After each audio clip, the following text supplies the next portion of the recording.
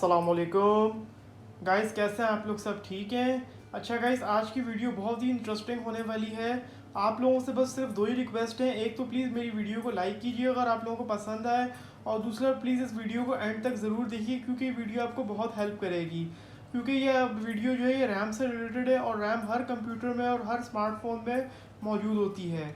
बस फ़र्क ये है कि जो अगर स्मार्टफोन की अगर रैम ख़राब हो जाए तो वो रिपेयर नहीं होती है, लेकिन अगर कंप्यूटर की या लैपटॉप की रैम ख़राब हो जाए तो उसका मैं अभी आपको तरीका बताऊंगा कि आप उसको पूरा तो नहीं रिपेयर कर सकते, लेकिन कुछ ऐसे स्टेप्स हैं जिसको आप फॉलो करते हुए अपने जो कंप्यूटर की रैम है आप उसको रीस्टोर कर सकते हैं। तो चले guys, let's start the video. अच्छा गाइस, सबसे पहले रैम क्या होती है? RAM stands for random access memory. Basically RAM जो होती है, रैम का बहुत इंपॉर्टेंट रोल होता है। रैम हर मदरबोर्ड के अंदर मौजूद होती है। बेशक वो आपका जो है समझ लें आपका कंप्यूटर हो गया, आपका लैपटॉप हो गया, आपका स्मार्टफोन हो गया, आपका टैबलेट हो गया, आपकी स्मार्ट वॉच हो गई, डिफरेंट टाइप की जो इलेक्ट्रॉनिक गैजेट्स हैं, जिस तरह से आपका स्मार्ट टीवी है, सबके अंदर रैम्स जो है वो मौजूद होती हैं। फ़र्क ये होता है कि जिस तरह से आपके स्मार्टफोन है, स्मार्टफोन की जो रैम है वो एक आईसी फॉर्म में आपको नज़र आएगी। वो आपकी जो है वो सरफेस माउंटेड होती है, वो निकल नहीं सकती है। तो अगर आप उसको निकालेंगे तो आप उसको अगर दोबारा से रीसोल्ड करेंगे तो आपको रैम जो है वो बहुत मुश्किल से, अवल तो ऐसे स्मार्टफोन की रैम्स मिलती नहीं है, आपको मदरबोर्ड ही चेंज करने पड़ते हैं। और अब बात कर ले अगर स्मार्ट टीवी की भी जो रैम होती है वो उसके मदरबोर्ड के अंदर जो है सोल्डर हुई हुई होती है। वो अभी अगर रैम ख़राब हो जाए तो उसको भी रिपेयर करना बहुत मुश्किल हो जाता है, फिर आपको मदरबोर्ड ही चेंज करना पड़ता है।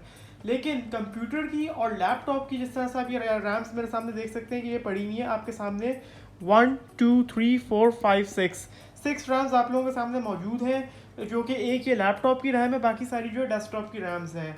तो इनमें एक बहुत छोटा सा कॉमन सा फॉल्ट ये आ जाता है कि जिस तरह से अगर आप अपना कंप्यूटर ऑन करते हैं तो या तो मतलब उसका मदर लैंग्वेज के बाद जब वो आता है, जिस तरह से लोगो देता है अपना HP डेल कोई भी लोगो देता है, उसके बाद आपको एक मैसेज लिखा होता है system memory amount has been changed, और उसके साथ आपको टी टी करके बीप की आवाज़ आती है, 3 टाइम्स या 2 टाइम्स वो आवाज़ आती है। तो उसका मतलब होता है कि आपकी जो रैम है वो कोई काम नहीं कर रही है, वो ख़राब हो गई है। और जिस तरह से पुराने पीसीज होते हैं उसके अंदर बीप नहीं होती है, और वो भी मतलब जब उनकी रैम ख़राब होती है, जिस तरह से आपके Pentium 3 हो गए, Pentium 4 हो गए, तो वो उनमें सिर्फ लिखा हुआ था, लेकिन बाद लोग उस प्रोसेस को F1 दबा के, मतलब जो वो वार्निंग जो आती है उसको F1 दबा के वो लोग स्किप कर देते हैं उसको। वो समझते हैं शायद पता नहीं कौन सा एरर है ये।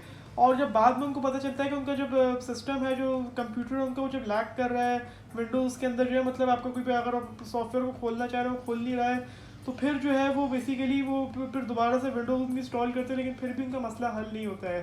रैम का बेसिकली ये रोल होता है हर मदरबोर्ड में, जिस तरह से अगर आपके कंप्यूटर में लगी हुई है कि आपका जिस तरह से रैम है वो आपके कंप्यूटर के अंदर जो है डेट इज़ प्राइमरी स्टोरेज, ठीक है। और आपकी जिस तरह से SSD हो गई या हार्ड ड्राइव हो गई, वो जो है वो आपकी सेकेंडरी स्टोरेज है। आपका जितना भी डेटा, आपकी विंडोज़ हो गई, आपका समझ लें कि कोई भी सॉफ्टवेयर होगा कंप्यूटर के अंदर, वो आपकी हार्ड ड्राइव में स्टोर होगा।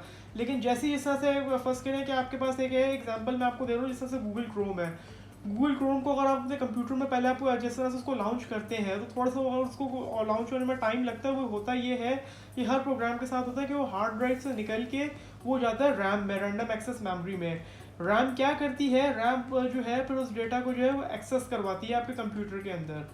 तो बेसिकली जो आप लोगों को जो कहते हैं कि अपने कंप्यूटर की रैम जो थोड़ी तेज़ कर लो, 4 GB डाल लो, 8 GB कर लो अपनी रैम, आपका कंप्यूटर फास्ट हो जाएगा। वो होता ये है कि आपका जो रैम है वो आपके कंप्यूटर में फिर जल्दी जल्दी आपका जो डेटा उसको परफॉर्म करवाएगी। तो ये हो सकता है कि आपका जो कंप्यूटर है वो फिर फास्ट हो जाएगा। तो सिर्फ कंप्यूटर को फास्ट करने में सिर्फ रैम का ही रोल नहीं होता है, कंप्यूटर को फास्ट करने में प्रोसेसर का सबसे बड़ा रोल होता है। फिर आती है आपकी रैम, फिर आती है आपकी जो सेकेंडरी स्टोरेज डिवाइसेस होती हैं, जिस तरह से हार्ड ड्राइव या SSD ड्राइव। खैर वो तो एक अलग टॉपिक है। तो अब हम लोग इसमें बात करते हैं कि रैम को फिक्स करने के ऐसे कौन से कॉमन इश्यूज़ हैं जिससे रैम फिक्स हो जाती है। देखिए, सबसे पहले तो आप लोग ये समझ लें, रैम सिर्फ दो रीज़न्स की वजह से आपके कंप्यूटर में ख़राब हो जाती है। पहला रीज़न आप लोगों का ये होता है सॉफ्टवेयर, दूसरा रीज़न ये होता है हार्डवेयर। सॉफ्टवेयर में आपके ये रीज़न्स होते हैं कि जिस तरह से अगर आप अपने कंप्यूटर के अंदर जो है कोई भी वायरस वाला प्रोग्राम अगर आप रन कर रहे हैं, कोई ऐसी एप्लीकेशन रन कर रहे हैं जिसके अंदर वायरस हो जो आपके कंप्यूटर को हार्म कर सकती है, अगर आप उसको अपने कंप्यूटर का एंटीवायरस ऑफ करके और आप उस प्रोग्राम को अगर रन कर रहे हैं अपने कंप्यूटर में, तो वो भी आपकी रैम को जो है ख़राब कर सकती है। और अगर आप जो है जिस तरह से कि आपके कंप्यूटर की रैम 2 GB है और आप उसके ऊपर कोई हैवी प्रोग्राम यूज़ करें, मतलब कोई हैवी सॉफ्टवेयर हो गया या कोई मतलब हैवी गेम वगैरह आप उसके ऊपर चलाने की कोशिश करें, अव्वल तो गेम तो चलेगी नहीं आपके, अगर जिस कंप्यूटर की रैम कम हो, लेकिन फिर भी अगर आप कोशिश करके ज़बरदस्ती उसके ऊपर गेम चलाएंगे तो आपकी जो रैम है वो ख़राब हो सकती है। बेसिकली रैम करप्ट हो जाती है, इसकी जो ऊपर जो आईसीस लगी हैं, इसकी जो मेमोरी आईसीस हैं ये करप्ट हो जाती हैं। तो ये इश्यूज होते हैं कि जिसकी वजह से आपके सॉफ्टवेयर रिलेटेड ये इशू होते हैं कि रैम आपकी ख़राब हो जाती है। अब आ जाते हैं हार्डवेयर इशू पे। हार्डवेयर इशू में ये होता है कि अगर गॉड फॉरबिड आपके कंप्यूटर का मदरबोर्ड शॉर्ट हो जाए, या रैम के बिल्कुल साथ ही एक मॉसफेट लगा हुआ होता है जो इसकी वोल्ट रेगुलेशन कर रहा होता है, वो गॉड फॉरबिड मॉसफेट जो है अगर वो शॉर्ट हो जाए या बाईपास मतलब जो है अंदर से वो ओपन हो जाए, अगर वो ओवर वोल्ट फेंक दे रैम के अंदर, तो फिर इसके जो है ये रैम ख़राब हो जाती है। रैम को जो सही करने का जो सबसे कॉमन जो मसला जो इसके अंदर जो आ जाता है, जो सबसे कॉमन मसला होता है जो बड़ी इजीली हल हो जाता है, वो ये होता है कि इसके जो आप देख सकते हैं बसेस जो है जो रैम स्लॉट के अंदर जाके बैठते हैं, इनके ऊपर जो है कार्बन आ जाता है, या इसके ऊपर जो है आप एक तरह से समझ लो डिपॉजिट्स आ जाते हैं, अगर आपके एरिया में अगर मॉइस्चर या कोई भी एक्सप्रेसिव रीज़न की वजह से आ जाते हैं। आप लोगों ने क्या करना है, बहुत ही ईजी है। आप लोगों के अगर तो लैपटॉप में जिस तरह से लैपटॉप की ये रैम पड़ी हुई है, लैपटॉप के पीछे जिस तरह से मैंने अपनी एक प्रीवियस वीडियो में आप लोगों को बताया था, लैपटॉप को ओपन करने का तरीका जहाँ पे इसकी हार्ड ड्राइव और रैम्स होती हैं, वो इसके पीछे एक कवर होता है, उसके 6 स्क्रूज होते हैं, वो आपको रिमूव करने पड़ते हैं। आप उसको जैसे ही कवर को हटाएंगे तो आपको ऐसी जितने आपके लैपटॉप में, अगर वैसे तो लैपटॉप के अंदर 2 रैम्स की ही जगह होती है, तो आपके लैपटॉप में जो है आपको ये रैम्स लगी हुई इस तरह की नज़र आ जाएंगी। और अगर आपका डेस्कटॉप है तो उसको तो खोलना बहुत ही ईजी है। डेस्कटॉप को आपने क्या करना है, खोल के उसके बाद आपको रैम्स नजर आएंगे, इसके ऊपर 2 लॉक्स होते हैं, एक इस साइड पे होता है और एक इस साइड पे होता है। आपने सिंपली उस लॉक को जिस तरह से अगर ऊपर की तरफ है तो यूँ करके ऊपर की तरफ आपने पुश कर देना, लॉक खुल जाएगा, अपने रैम बाहर निकाल लेनी है। उसके बाद जिसके जो बसेस हैं इसके ऊपर आप अच्छी तरह से देख लें, कहीं पे आपको ब्लैक ब्लैक कार्बन नजर आएगा, जिस तरह से ये देखें मेरे केस में ये हुआ हुआ है।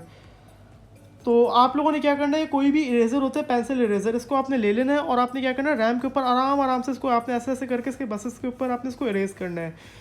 जो भी कार्बन वगैरह होंगे खुद ही उतर जाएगा। आपने इसको तब तक दोनों साइड से इरेज करते रहना है कि जब तक आपको ये जो इसकी जो गोल्डन बसेस जो है बिल्कुल शाइन करती हुई गोल्डन कलर की आपको नज़र ना आ जाए।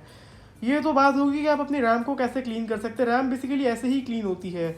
उसके बाद हम बात करते हैं रैम स्लॉट की। रैम स्लॉट के अंदर भी कार्बन आ जाता है। रैम स्लॉट को साफ करने के लिए आपको क्या करना पड़ेगा, अगर तो आपका लैपटॉप है तो उसकी बैटरी रिमूव कर लें, और अगर आपका डेस्कटॉप है तो डेस्कटॉप की आपके जो है वो अंदर होती है सेमॉस की बैटरी, एक छोटा सा सेल होता है वो मेमोरी सेल, उसको वो बेसिकली बायोस का सेल होता है, उसको आप रिमूव कर लें।